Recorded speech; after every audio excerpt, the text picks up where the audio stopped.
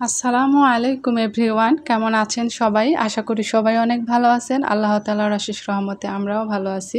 Lifestyle of Afroza চ্যানেলে আপনাদের সবাইকে স্বাগতম। কাছে দূরে দেশ ও দেশের বাহিরে যে যেখান থেকে বসে আজকের ভিডিওটি দেখছেন সবাইকে জানাই অসংখ্য অসংখ্য ধন্যবাদ। তো এই মুহূর্তে যারা আমার ভিডিওটি দেখা শুরু করেছেন প্লিজ মনে করে একটি লাইক দিয়ে শুরু করবেন। তো এখানে দেখতে পেলেন যে বাটিতে ওটা হচ্ছে ডাল, মসুর ডাল বেটে নিয়েছি মুখে ফেস প্যাক লাগানোর জন্য। তো অফ ক্যামেরায় আমি ডালটা পাটায় বেটে নিয়ে মুখে লাগিয়ে তারপরে তো এদিকে রাইস কুকারটা পরিষ্কার করে নিচ্ছি। তো রাইস কুকারটা মুছতে মুছতে ডালটা শুকিয়ে গেলে আমি মুখটা ধুয়ে নেব। তো আজকে আসলে রাত্রে কেন জানি ঘুম হয় নাই, তো সে প্রসঙ্গে পরে আসি। তো এখানে আমি ভিডিওটা শুরু করেছি 11:10 থেকে।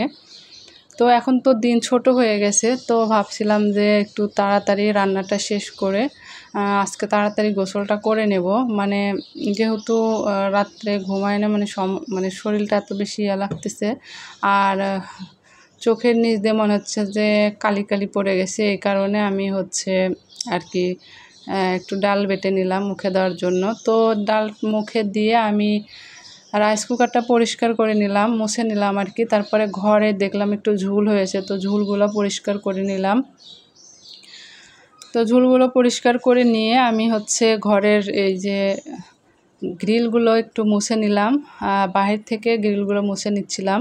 তো সব সময় সামনে থেকেই ঘর পরিষ্কার করা হয়, থাইয়ের সাথে যে গ্রিলটা। তো আজকে বেলকুনিতে গিয়ে জানালার যে থাইটা সরিয়ে দিয়ে গ্রিলগুলো পিছন থেকে আর কি ভিডিওটা নিচ্ছিলাম।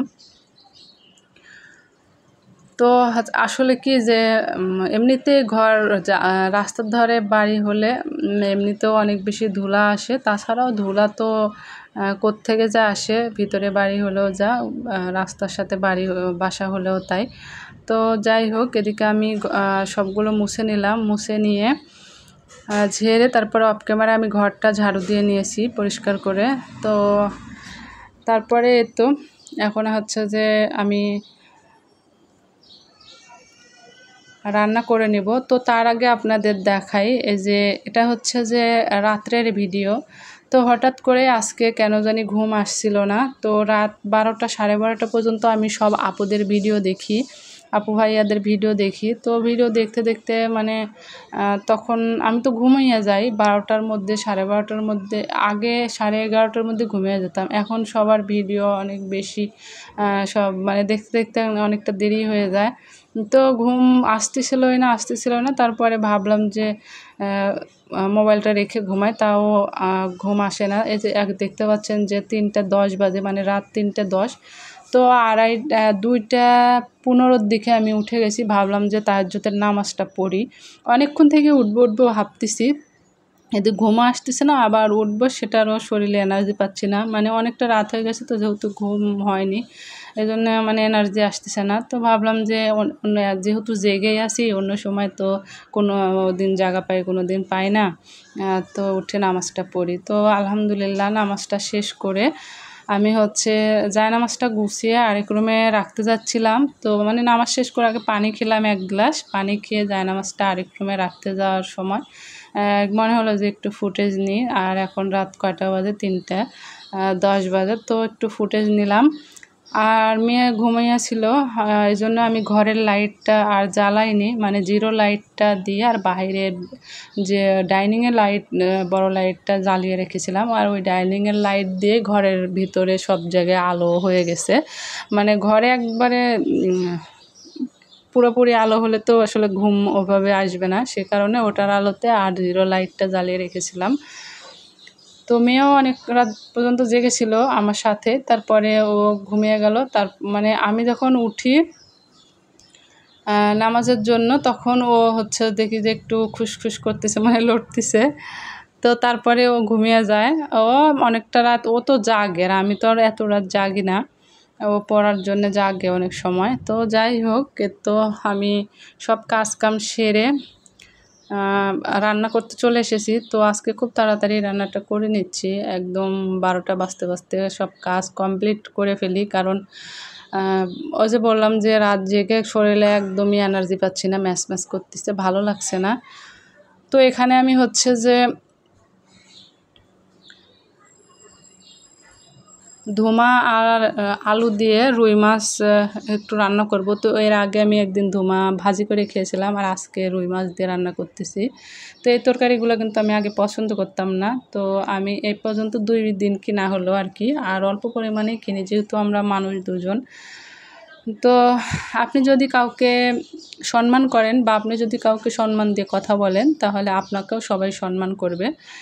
তো অনেক সময় দেখা যায় যে আমরা কোথাও গেলে বা রাস্তা পথেও দেখা যায় অনেক সময় যে অনেকে কি সুন্দর সাবলীল ভাষায় কথা বলে। তো মানুষ কিন্তু তাদেরকে দেখলে বুঝতে পারে যে তারা ভদ্র ফ্যামিলির সন্তান বা ছেলে বা মেয়ে। আর যদি আপনি বাজেভাবে কথা বলেন বা কটূক্তি করে বা কথার মধ্যে মেলা রকম আসে না, এরকমভাবে কথা বললে কিন্তু মানুষ কিন্তু বুঝতে পারবে যে আপনি কেমন। তো এজন্যই আসলে সবাইকে সম্মান দিতে হয়। মানুষকে সম্মান দিলে তবেই কিন্তু সম্মান পাওয়া যায়।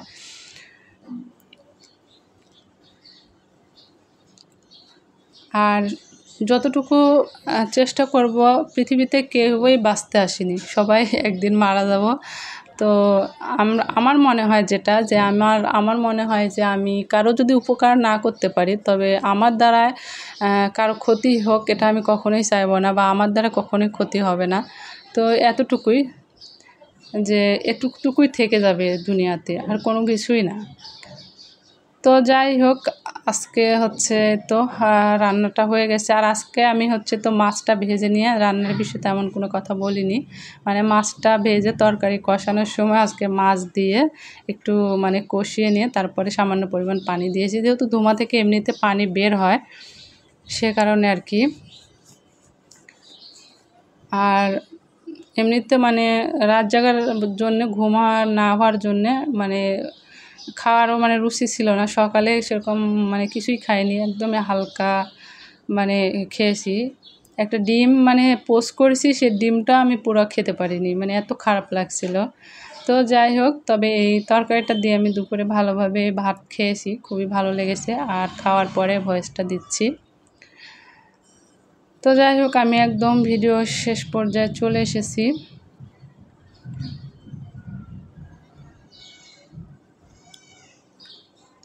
আর ভিডিওর এই পর্যায়ে এসে আবারও আপনাদের মনে করিয়ে দিই, যদি কেউ লাইক দিতে ভুলে যান তাহলে প্লিজ লাইক দিবেন। আর সবাই ভালো থাকবেন, সুস্থ থাকবেন। আল্লাহ হাফেজ।